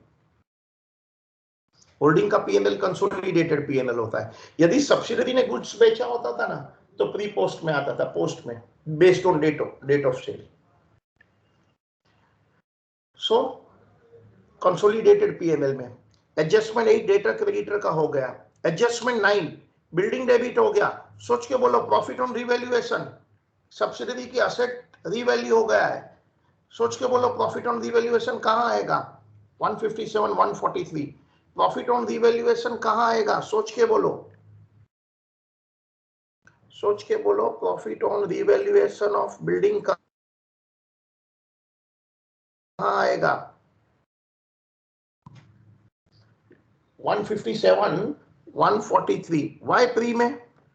अरे ऑल द प्रॉफिट और loss up to the date of acquisition pre होता है, पोस्ट पीरियड तो अभी स्टार्ट होगा, अप टू 1 जुलाई प्री होता है। Same way profit on revaluation machine वो 250 है, और यही बिल्डिंग और मशीन के ऊपर एडिशनल डेप्रिसिएशन लगा है।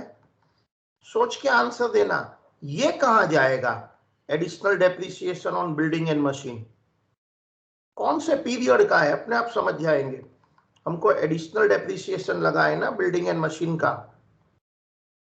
अब देखिए वर्किंग से ही कर रहा हूं ना मैं, जर्नल एंट्री यहां तक हो गया था ना मेरा 157 143, फिर बिल्डिंग टू प्रॉफिट हो गया। अब ये डेप्रिसिएशन 13393 एंड 43750। सोच के बोलो कौन सा पीरियड है? प्री या पोस्ट? प्री में या पोस्ट में? सोच के बोलो, प्री में या पोस्ट में? Post PNL sir. पोस्ट में क्यों? अबे पोस्ट में आएगा ना, हाँ सर। क्योंकि ये डेट ऑफ एक्विजिशन के बाद का पीरियड है ना, अप टू 31 मार्च। ये 1 जुलाई से लेके अप टू 31 मार्च तक का है। क्या बोला? ये 1 जुलाई से लेके अप टू 31 मार्च का है। एक एडजस्टमेंट और करना है, देखेंगे हम क्या है। ठीक है, चलो एक आखिरी एडजस्टमेंट अभी भी थोड़ा आधी बाकी है, ध्यान से सुनना। इधर इधर आना, ये वाला एडजस्टमेंट फाइनल डिविडेंड है। अभी इंटरिम के लास्ट लाइन जो पेंडिंग है वो रीड करता हूं। क्या? Entire amount of interim dividend by holding was recognized as income in P&L। इसके अंदर एक रेक्टिफिकेशन है, कोई बताएगा? Entire amount of interim dividend already received है, अगस्त को ऑलरेडी सब्सिडरी ने इंटरिम डिविडेंड 80,000 दिया था, वो होल्डिंग ने पूरा का पूरा पीएनएल में लिखा है। तो आपको कोई ऑब्जेक्शन है क्या? ये देखिए, सब्सिडरी ने जो इंटरिम डिविडेंड दिया था, सब्सिडरी ने जो इंटरिम डिविडेंड दिया है, एक 60 का इंटरिम था, टोटल 80 था ऑफ कोर्स, और 20 का था, टोटल 80 है। 80 में से एक 60 प्री था, 20 पोस्ट था। सो दोनों में से 60% होल्डिंग को मिलता है, मिल गया है। 60% भी मिल गया है, 20,000 का 60% भी मिल गया है, एक्चुअली कंबाइंड ही होता है। बट होल्डिंग ने पूरा का पूरा इंटरिम डिविडेंड, प्री वाला अपना शेयर एंड पोस्ट वाला अपना शेयर, होल्डिंग ने पूरा का पूरा इंटरिम डिविडेंड पीएनएल में लिख दिया है। तो आपको कोई ऑब्जेक्शन है? जल्दी माइक में बोलो। आई रिपीट, होल्डिंग ने पूरा का पूरा interim dividend which is partly pre and partly post PNL में लिख दिया है। तो आपको कुछ ऑब्जेक्शन है? आई रिपीट, माइक में बोलो। होल्डिंग ने पूरा का पूरा इंटरिम डिविडेंड प्री वाला एंड पोस्ट वाला दोनों अपने पीएनएल में लिख दिया है। तो आपको कोई ऑब्जेक्शन है? मुझे ऑब्जेक्शन है, मुझे प्री इंटरिम डिविडेंड के बारे में ऑब्जेक्शन है। होल्डिंग ने पूरा का पूरा प्री इंटरिम पीएनएल में लिखा है अभी तक, तो क्या ऑब्जेक्शन है? जल्दी बताओ। होल्डिंग ने पूरा का पूरा प्री इंटरिम डिविडेंड पीएनएल में लिखा है, तो ऑब्जेक्शन क्या है? बताओ। अरे इन्वेस्टमेंट में लिखना चाहिए ना, करो रेक्टिफिकेशन करो। Holding has wrongly credited pre-interim dividend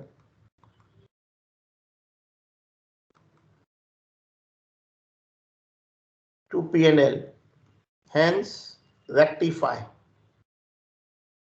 holding को रेक्टिफाई करना होगा, P&L टू इन्वेस्टमेंट। आप अमाउंट बता सकते हैं?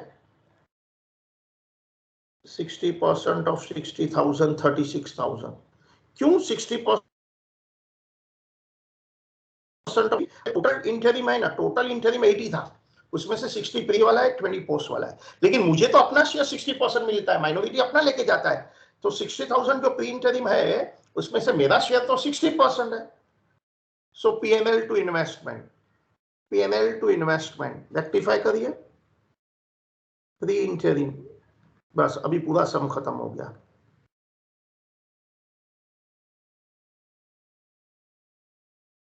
Pre interim dividend, P&L to investment, investment में by credit, by pre interim dividend. कितने लोग को समझ में आया ये एडजस्टमेंट? ओके वर्ड टाइप करो, जिसको ये एडजस्टमेंट समझ में आया ओके वर्ड टाइप करो। एक भी ओके नहीं आ रहा है, वेरी बैड। जितने लोग को ये एडजस्टमेंट समझ में आया ओके वर्ड टाइप करो। ओ 16 ओके आया, गुड गुड गुड। देखो आपको लिखना है तो लिख डालो, wrongly credited pre-interim dividend to P&L, hence rectify, P&L to investment, P&L से माइनस इन्वेस्टमेंट, टोटल प्री 60 था, इंटरिम 60% मेरा है। देखो अभी सब हो गया एडजस्टमेंट, आप ध्यान से देखो, all the adjustments are over.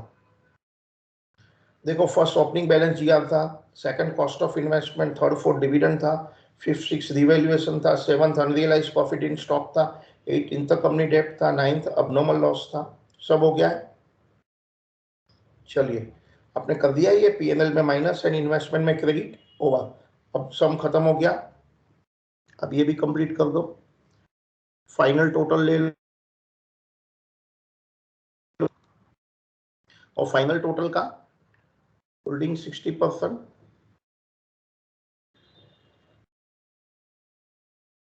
Minority 40%। Come on complete करो ये, फाइनल टोटल बता। 764 143, देखो 357, वो 357 में 157 143 ऐड करो, सब टोटल तो ऑलरेडी है, ये 75 में कोई चेंज नहीं है।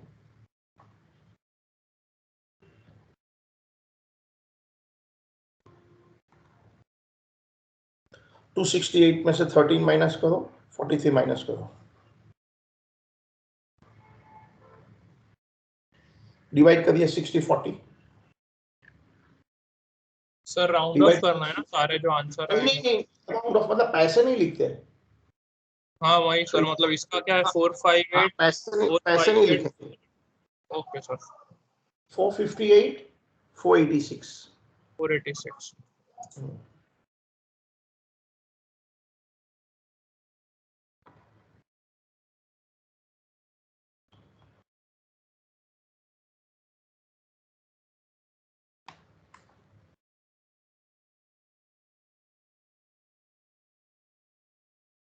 One 126 514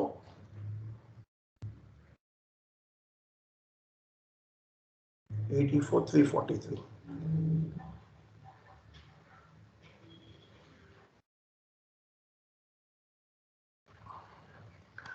So 60-40।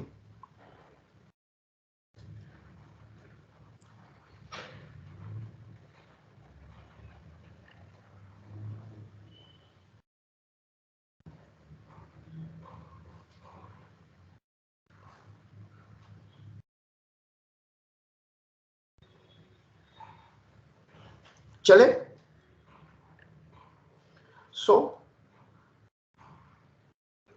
होल्डिंग का प्री 458 486, होल्डिंग का प्री कहां जाएगा मालूम है ना? इन्वेस्टमेंट में, by pre profit 458 486।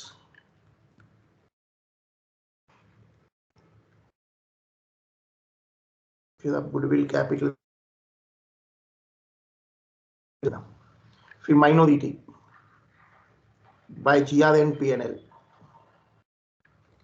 Okay, and इधर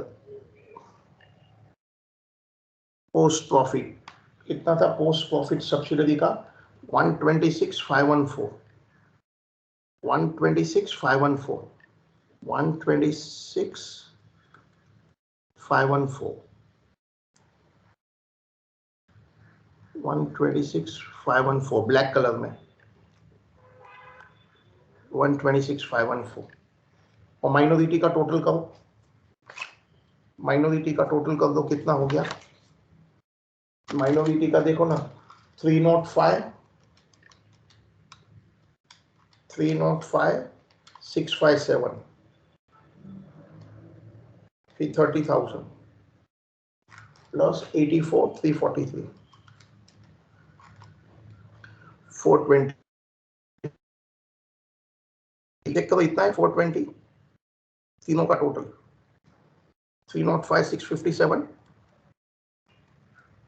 प्लस 30,000 प्लस 84 343 420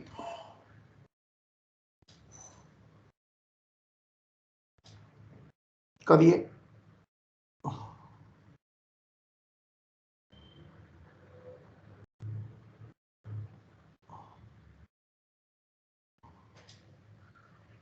देखो इन्वेस्टमेंट टोटल करो, कैपिटल रिजर्व की क्या है? इन्वेस्टमेंट अकाउंट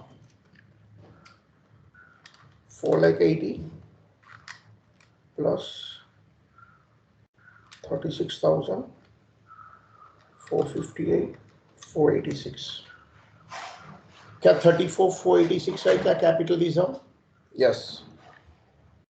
सो ये हो गया 974 480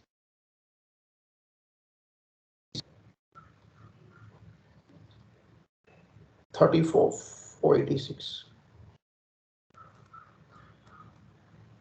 कैपिटल रिजर्व। और माइनॉरिटी कितना हो गया?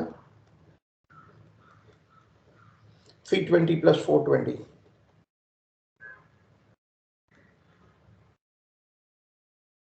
740 माइनॉरिटी इंटरेस्ट है। ठीक है,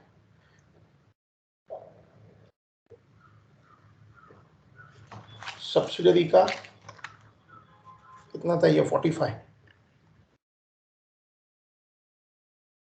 तो ये हो गया 545। ठीक है, और ये कितना हो गया चेक करो।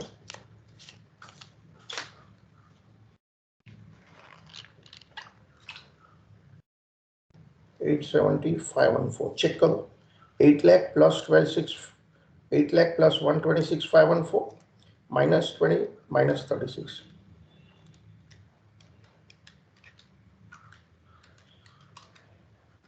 यस 870,514। सो ये 4 फिगर आपके सामने है।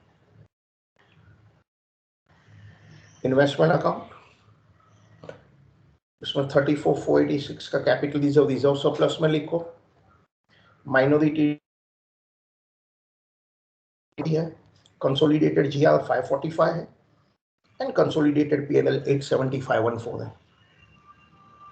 लिखूं मैं अभी स्टार्ट करूं मेन बैलेंस शीट में? चलिए मेन बैलेंस शीट की मैं बात करूं तो माइनॉरिटी इंटरेस्ट था मेरा 740, माइनॉरिटी इंटरेस्ट था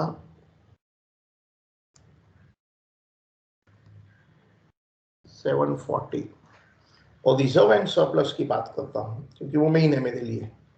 कंसोलिडेटेड जीआर था इफ आई रिमेंबर 5,45,000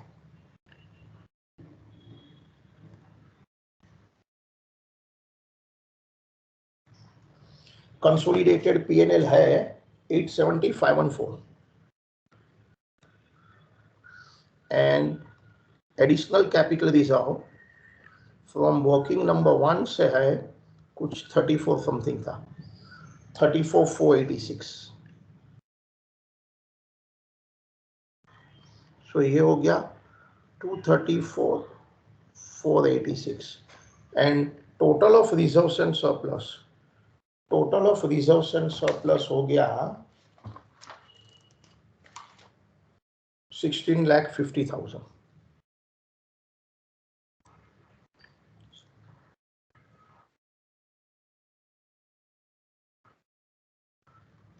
16,50,000। अब बैलेंस शीट टोटल करो।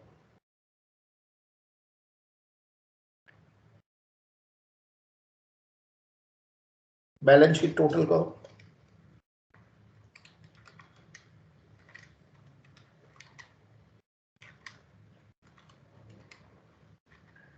$50,70,000।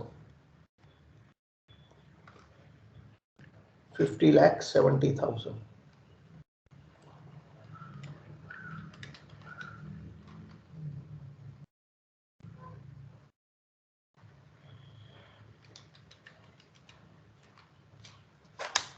Yes, balance sheet is टैलिंग। आप चेक कर लो, बैलेंस शीट टैली हो रही है। यस,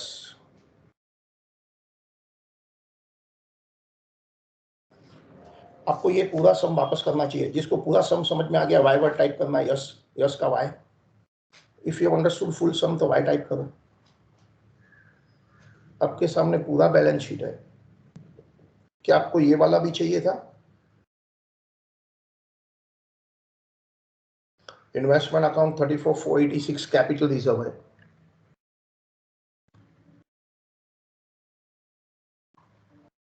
माइनॉरिटी इंटरेस्ट 7,40,000 है। कंसोलिडेटेड जीआर 5,45,000 है। कंसोलिडेटेड पीएनएल 875,14 है। ठीक है, और ये मेरी पूरी बैलेंस शीट है।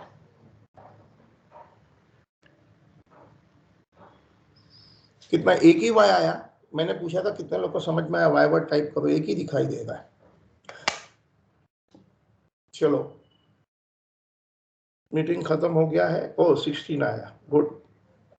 क्या मैं रिकॉर्डिंग एंड करूं?